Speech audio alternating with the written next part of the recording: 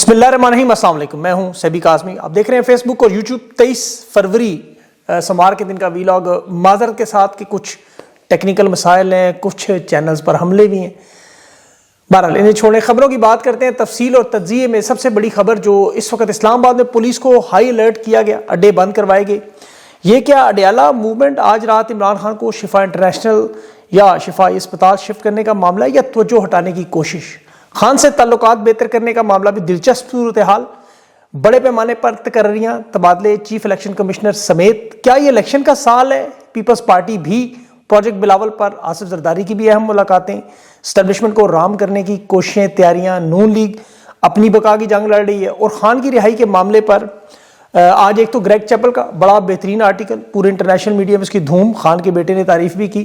اور عمران خان سے ملاقات کی لسٹ اڈیالہ جیل میں کون کون شامل ہے؟ کیا یہ ملاقات ہونے دیں گے؟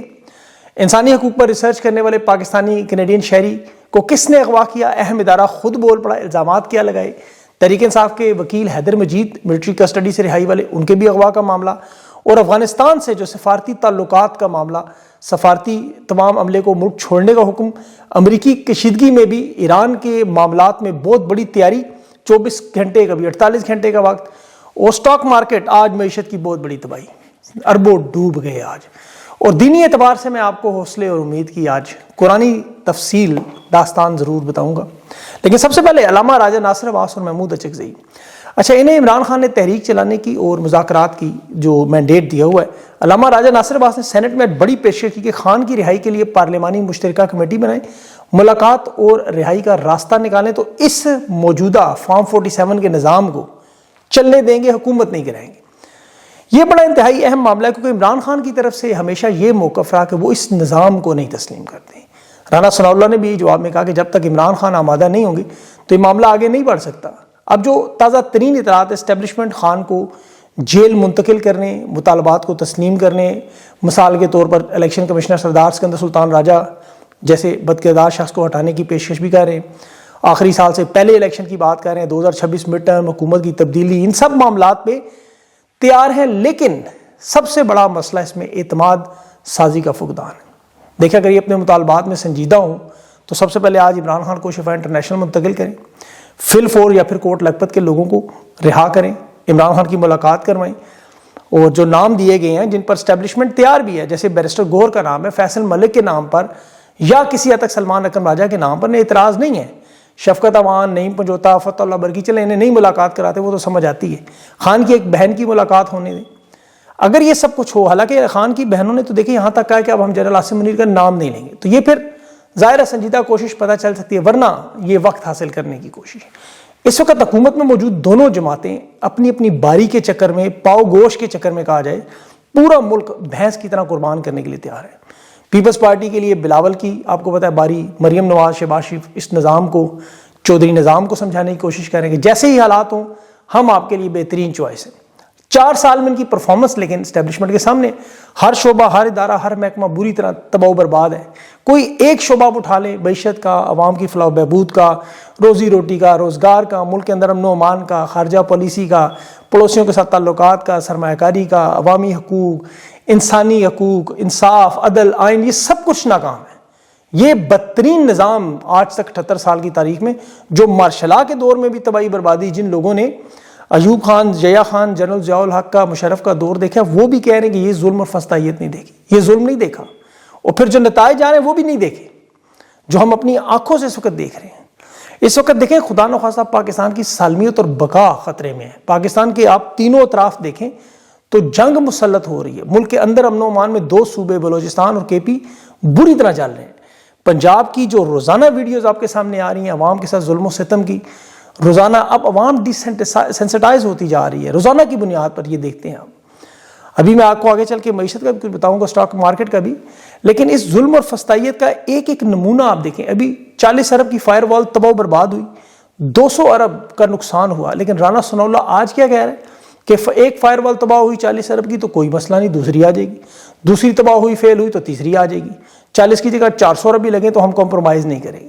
اب پاکستان کے اندر ایک طرف پاکستانیوں کو تو اغوا کیا جا رہا تھا، بیرون ملک آئے ہوئے پاکستانیوں کو بھی نہیں چھوڑتے۔ حیدر مجید ملٹری کسٹڈی سے نکلا، وہ ابھی پچھلے 15-16 گھنٹوں سے اپنے ڈرائیور سمیت غائب ہیں. انہیں بھی اغوا کرنے کی سوشل میڈیا پہ معلومات ہیں. کینیڈا سے آیا وہ PhD کے تحقیق کے لیے حمزہ احمد, اب اسے نیشنل سائبر کرائم نے بالآخر تسلیم کر لیا 4-5 دن بعد کہ ہم نے اغوا کیا ہے, اور وہ کہ الزام کیا ہے کہ اداروں کے خلاف عوام کو اکسا رہا تھا.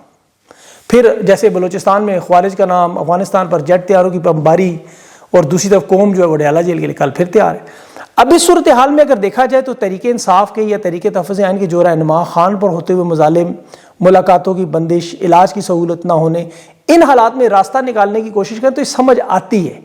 لیکن اس میں اصل اصولی موقف عمران خان کا ہے جو ظلم کے نظام کو قبول نہیں کر رہے. دیکھیں ماضی میں بھی یہ مذاکرات کی جب پیشکش ہوتی تھی اور وڈیالہ جیل کے دروازے پہ آ کے رک جاتی تھی, کیونکہ عمران خان اپنے موقف سے پیچھے نہیں ہٹتے.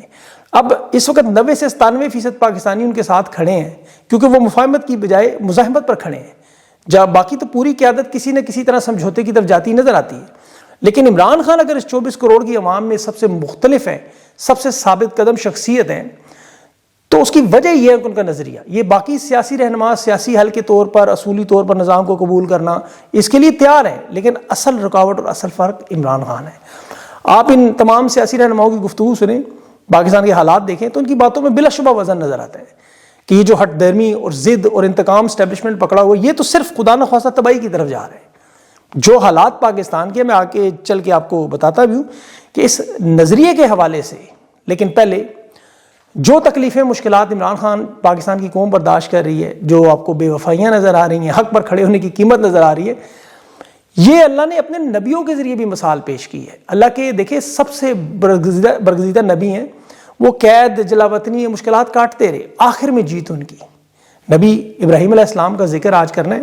ابو الانبیاء انہیں کہا جاتا ہے کیونکہ ان کی نسل سے انبیاء اسحاق علیہ السلام, یعقوب علیہ السلام, یوسف علیہ السلام, موسیٰ علیہ السلام, عیسیٰ علیہ السلام, اور آخر میں تاجدار کائنات محمد مصطفیٰ صلی اللہ علیہ وسلم یہ ہے. ابراہیم علیہ السلام عراق کے علاقے میں بابل میں پیدا, ان کی جو قوم تھی بیبلون یا بابل کی قوم بابل کہتے ہیں, انہیں اللہ نے نبوت عطا کی. اس وقت بت پرستی, ستارے, چاند, سورج کی پوجا بہت عام تھی. بادشاہ فرعون اور نمرود تھا. اب نمرود آپ کو پتا ہے وہی خدائی کا دعویٰ, عبادت کروانے والا ظالم, اور ظالموں کی مثال میں فرعون اور نمرود کو آج بھی کہا جاتا ہے.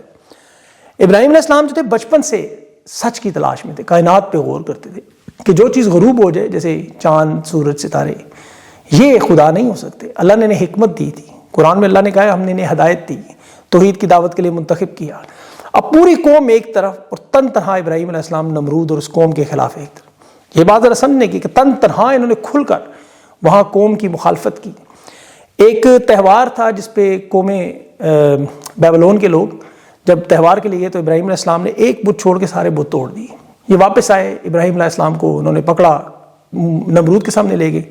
اس نے پوچھا بت کس نے توڑے؟ تو انہوں نے کہا اس بڑے بت سے پوچھو جو اگر بول سکتا ہے. اب یہ سارے شرمندہ تھے, دلیل نہیں تھی.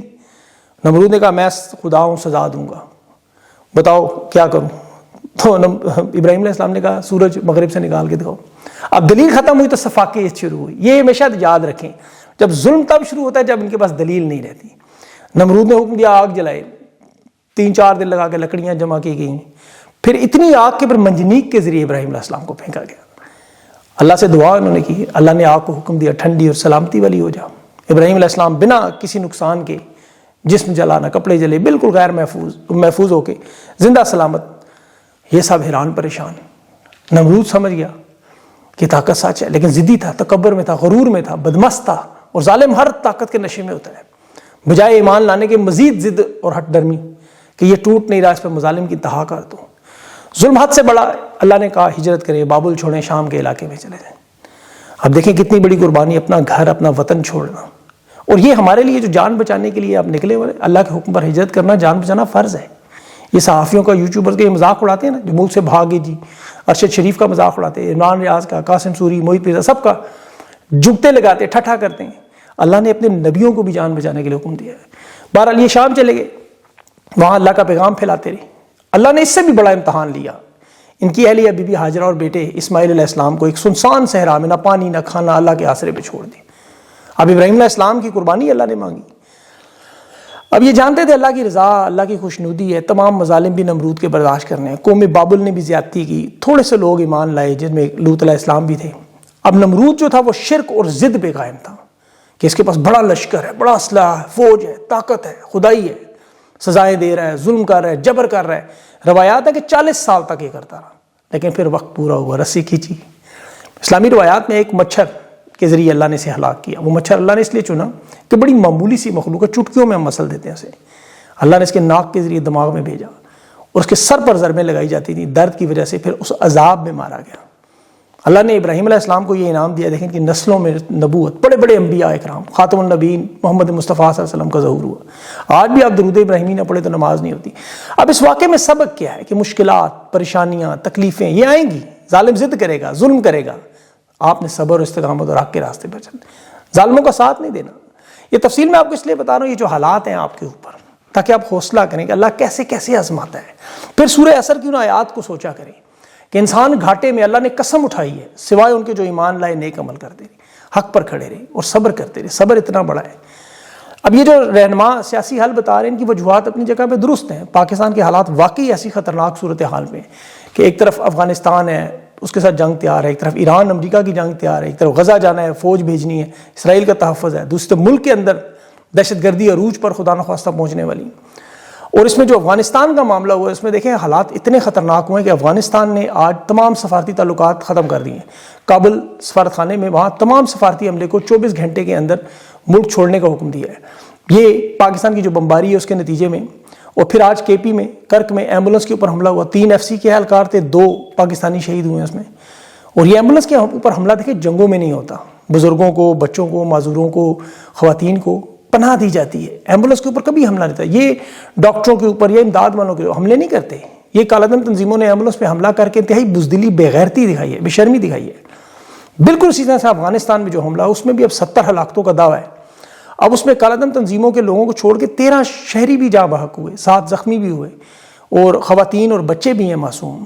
اور اقوام متحدہ نے جو افغانستان میں امدادی مشن ہے، انہوں نے جو پریس ریلیز جاری کی، جو نامہ میں برمل کے علاقے مرگی میں مدرسے کے اوپر جہاں حملہ ہوا، وہ افغانستان اور پاکستان سے مطالبہ کر رہے ہیں کہ آپس کی جنگ میں خدا را دشمنیوں کا مستقل خاتمہ کریں۔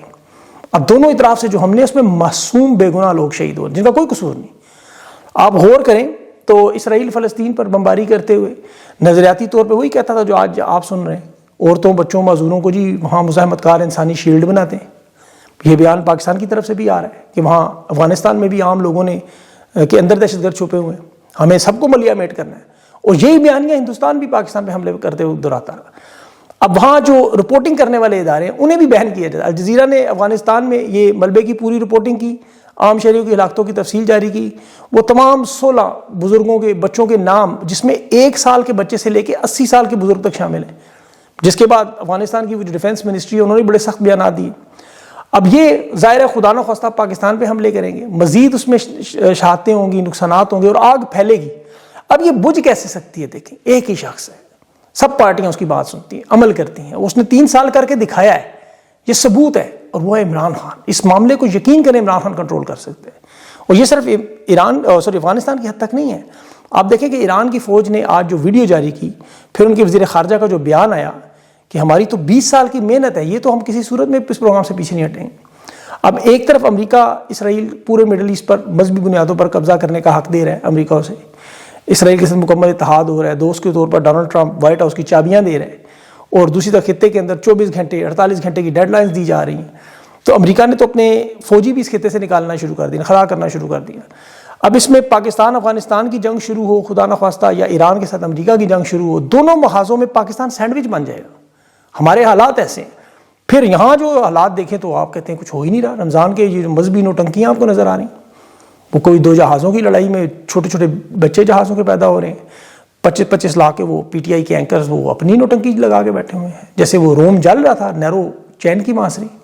یہاں کھانے پینے کی بہاریں نظر آ رہی ہیں، کروڑوں کے انعامات دیے جا رہے ہیں، ڈانس ڈرامہ چیخو پکار ہو رہی ہے۔ مطلب یہ سمجھ نہیں آ رہی ہے کس طرف جا رہے ہیں۔ عوام کے حالات دیکھیں، اسٹاک مارکیٹ آج غبارہ پھٹا، اب انڈیکس کہاں پہ تھا ان کا، لیکن قیمتیں اور شیئر دیکھیں کہاں پہ۔ معاشی حالات کا آپ اندازہ لگائیں کہ یہ اسٹاک مارکیٹ سے کہتے تھے جی یہاں سے ہماری ترقی ہو رہی ہے، کہ جی بڑا سرمایہ کار آ رہا ہے، بڑی امید ہے جی ترقی ہو رہی ہے۔ آپ کو یاد ہوگا عمران خان کی حکومت گرانے کے بعد DGSPR نے پہلا بیان یہی دیا تھا، دیکھیں جی اسٹاک مارکیٹ کہاں چلی گئی۔ پھر جب یہ PTI کے بھی یہ دھرنوں کا معاملہ ہوا تو طلعت حسین نے ٹویٹ کی جی دھرنوں کی وجہ سے اسٹاک مارکیٹ گر گئی، اور جس دن دھرنے ختم ہوئے کہتے جی اسٹاک مارکیٹ بڑھ گئی، لیکن تیسرے دن پھر گر گئی، کیونکہ کہانی کچھ اور ہے پیچھے۔ ملک میں سرمایہ کار پر امید نہیں ہے، اپنا پیسہ ملک کی فیکٹریوں میں سندوں میں نہیں لگا رہے، ترقی کا پہیہ نہیں چل رہا، مہنگائی کم نہیں ہو رہی، روزگار نہیں بڑھ رہا.